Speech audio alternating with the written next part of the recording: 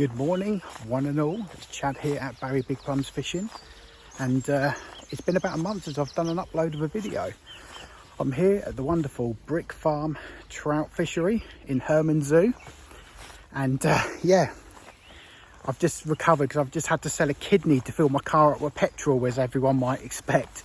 Wow, what a crazy world we're living in at the moment, guys. Everything is increasing in price, but I'm here and I'm going to enjoy myself a little bit of buzzer fishing. You know me and buzzer fishing, guys, this time of year. Yeah, let's see what we can do. It's nice and calm. It's a bit cooler.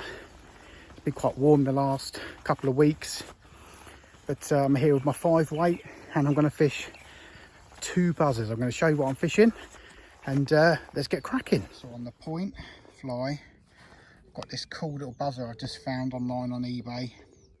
It's got some silver in it. It's red Dennis the Menace quill, so it's black and red, you know, like the jumper from Dennis the Menace. That's my point fly. It's a bit heavier. It's a size 10. Unfortunately, I did actually leave my barbed box at home, but that's not a problem.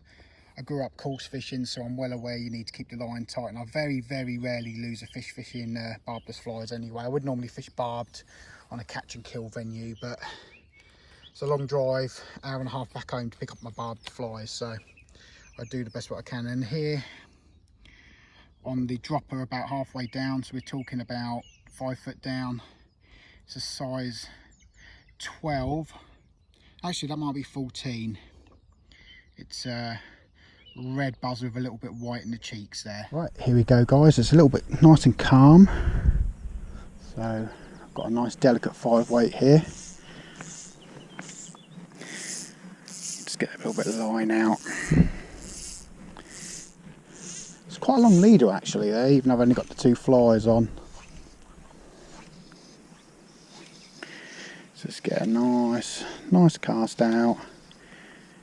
So I'll turn them flies over. It's so calm, there's not a breath of wind. So I have to, every once in a while, just like that, just a little draw on your flies. So I don't imagine I'm going to miss if a fish grabs those buzzers, because this time of year it's bread and butter fishing. But if I had my way, there'd be a nice wind now, about 8 to 10 mile an hour, right to left. I think is quite nice to fish. That's sitting there nicely actually. Let's give it a little draw.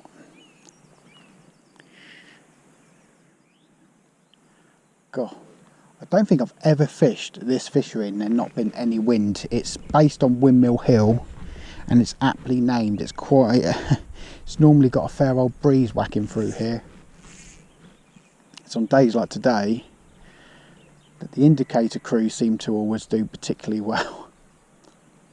But I don't know, when you're fishing buzzers, for me it's seeing the indicator dip below the surface is all, you know, fine and well, but when you get a proper buzzer taken, they straighten your line or it tails off or literally rips the line out of your hands. It's a completely different experience to watching that indicator dip underneath. If you catch fish straight line buzzering, you will kind of get the difference what I'm referring to there. That's not snobbery on the indicator front. I can be seen using an indicator in many videos when it the tactics dictate that that's the way to catch fish, but so straight line buzzering, the takes are absolutely phenomenal. There is nothing like it. So I've been a bit slow this morning, guys. I didn't get anything in Stag Lake, but it is quite shallow there and it's been quite brutally warm. I just think sometimes with the bright sun that this new lake, Spring Lake, is a bit more productive because it's deeper and the fish can escape from the heat. So let's see how we do. Clear here, folks. That water's lovely.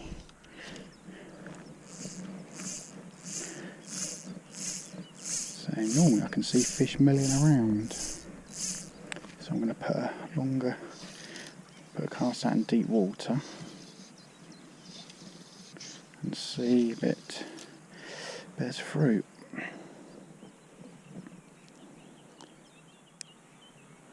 So it could sometimes, if there's literally no wind, it can actually hurt the buzzer fishing.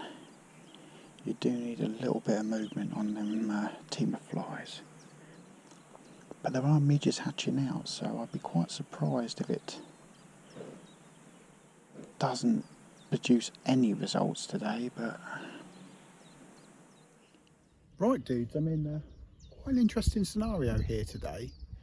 I've had one of those sessions where I've come out to the venue with a very specific plan of action and tactics I wanted to use on the day. And granted, I've only been fishing about 50 minutes, 60 minutes, but my standard tactic at Brick Farm of using a team of 3 buzzers is not working so far today. So it's one of those things. What do? Do you keep moving and stick steadfast with my preconceived notion that it's going to work on the said day?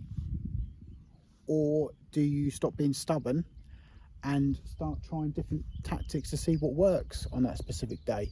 I think we've all been there, guys. You've got that in your head that you want to fish a certain way, and that's going to be the tactic on the day. But at the end of the rule, guys, the fish will always have the last say. And I think if it is the case that buzzers are not going to work for me today, it's going to be because it is an absolute flat calm out there. I think you do really need a little bit of a breeze to have effective buzzer fishing. I think sometimes, you know, if there's no movement at all, you know, you can't fish them statically because there's no animation at all to your team of flies. So what do? Shall I go down the deep end and try and catch a fish on buzzers, or do I keep plugging away and keep moving, or do I change tactic completely? We've all been there, haven't we, guys? You know, you get it in your head, you want to do something, and do you cut your losses and try something else, or do you persevere? I do think I'm going to try a couple more spots buzzering, but if I don't have any success soon, I am going to change my approach.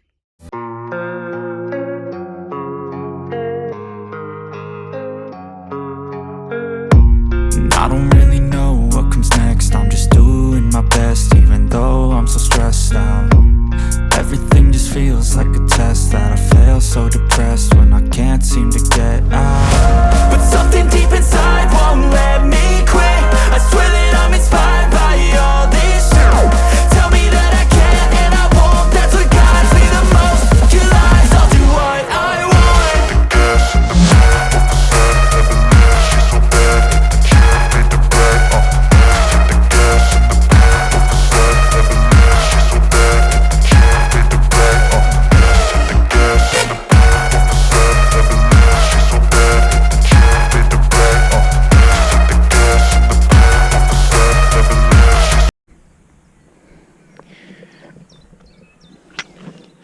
Hey guys, this is my favourite swim on Spring Lake 25. Because you look at the shelf when the lake was dug, it's a lot narrower than the rest of the lake, so there's much more water to fish in front of you. Obviously the shelf needs to be a certain thickness to stop the water draining out, but this area is much narrower. Well, I'm a little bit concerned I haven't seen any fish yet. Normally I see loads of fish swimming around here. Let's see what happens. Be patient, Chad. It's really deep here, it's 20 odd feet deep, so there's a little bit of breeze here as well, that might help. It's exactly what I want. It's funny when you have that preconceived notion of what you're going to do before you turn up in a fishery. It is very odd. I specifically came today expecting to do some buzzer fishing, and now as I've just put the sinking line on, I've got that wind that I wanted as always away.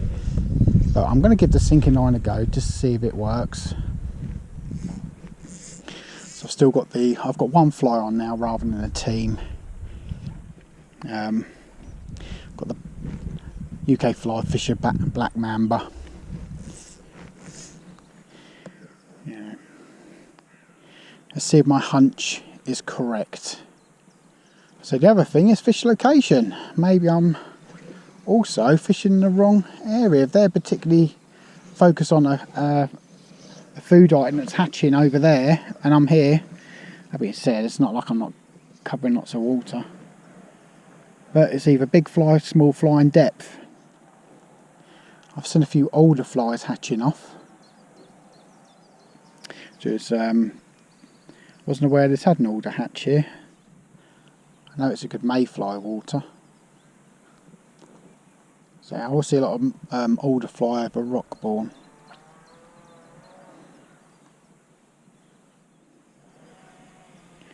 Yeah, very peculiar day, folks, so far. When all else is struggling and you're not sure what to put on, what does Chad recommend? It's quite simple, folks.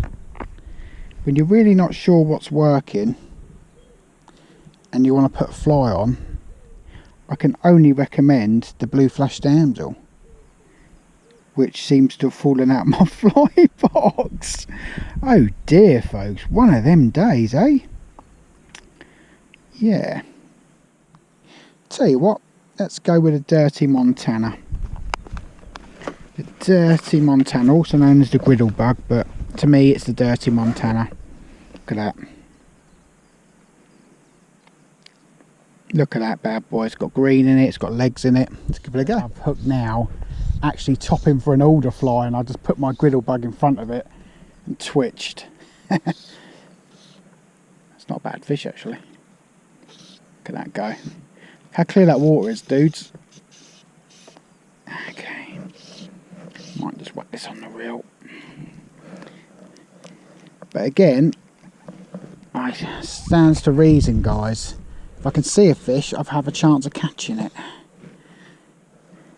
Fish location is key. So I'm just bringing it back on the reel. Bearing in mind I'm aware I've only got my barbless box today. Oh, that's better. That's better. That's a nice fish.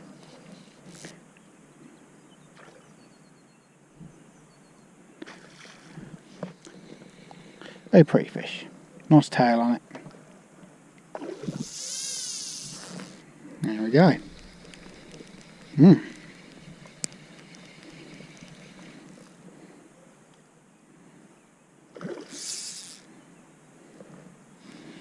Get in there, my son. Stay.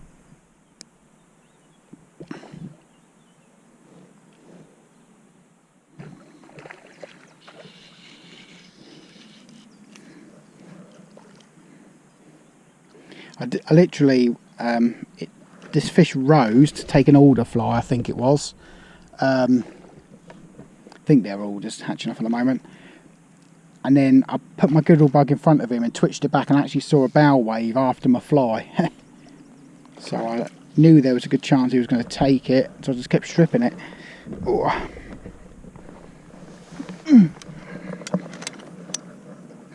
That lovely fish. So we've learnt, guys. It comes out in the net, look. Oh.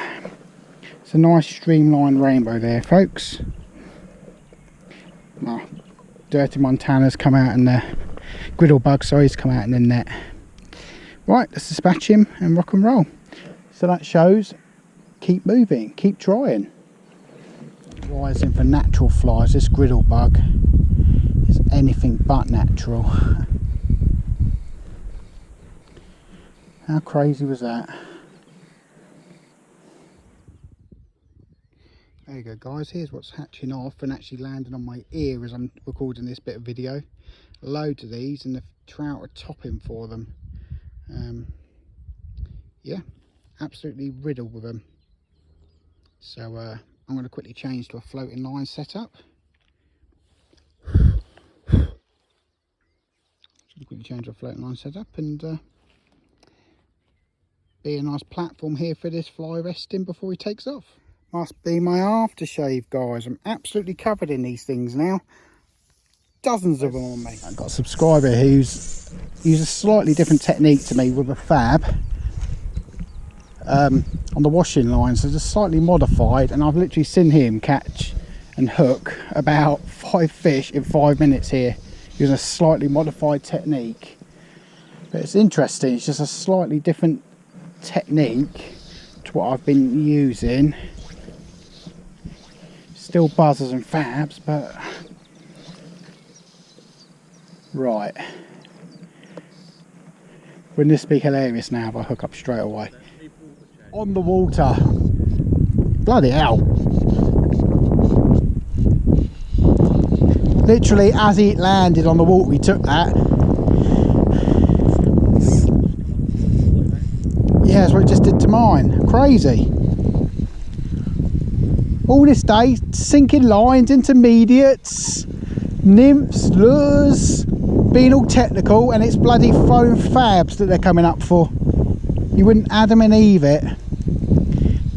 It's a bit of a steam train. Oh, is that a brownie? Don't think so. They looked a bit dark in the water. I might be talking rubbish.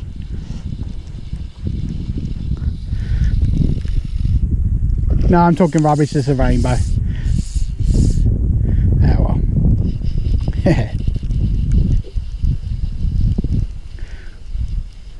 Bloody on a fab, you would not believe it.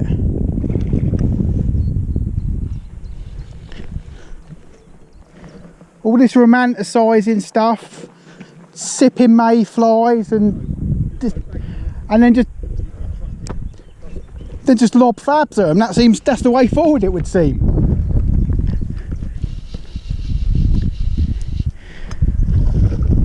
Oh, he's a spirited fella, this one. Ugh. Match the hatch, throwing fabs.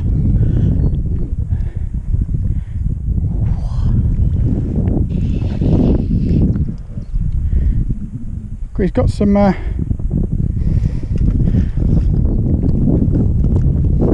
mate. Let's say hello to YouTube. Thank you very much. That's a slightly better fish actually. Oh. Nah, 3. Awesome though.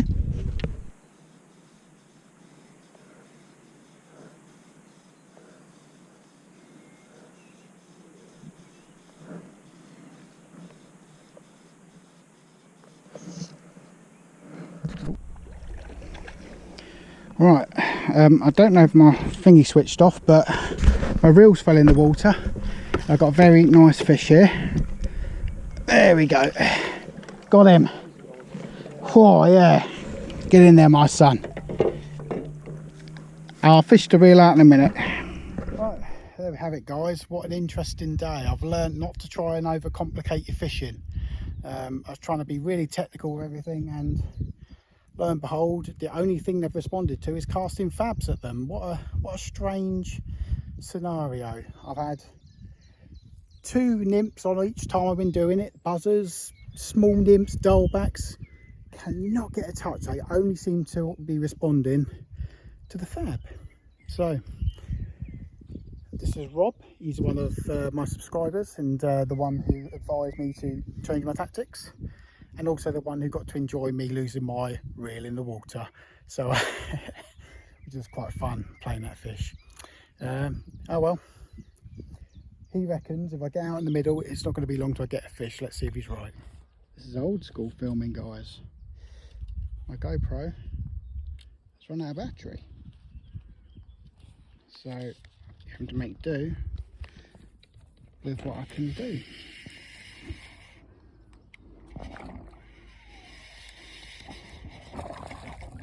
There we go.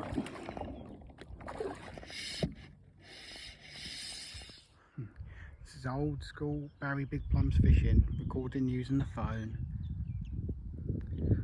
But unfortunately my GoPro has run out of battery, so I'm doing the best that I can with what's available to me. Ooh, it's going well.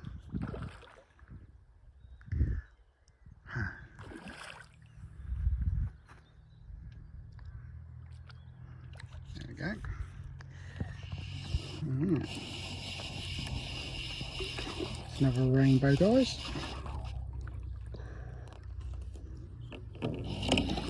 And for the rest of my fish today, apart from one, they've all been all takes on a fab. They're completely ignoring the nymphs that I've got in my cast. They seem to want the fab and saying, oh, there we go, my fly stuck in the top ring. So I'm gonna have to get him now.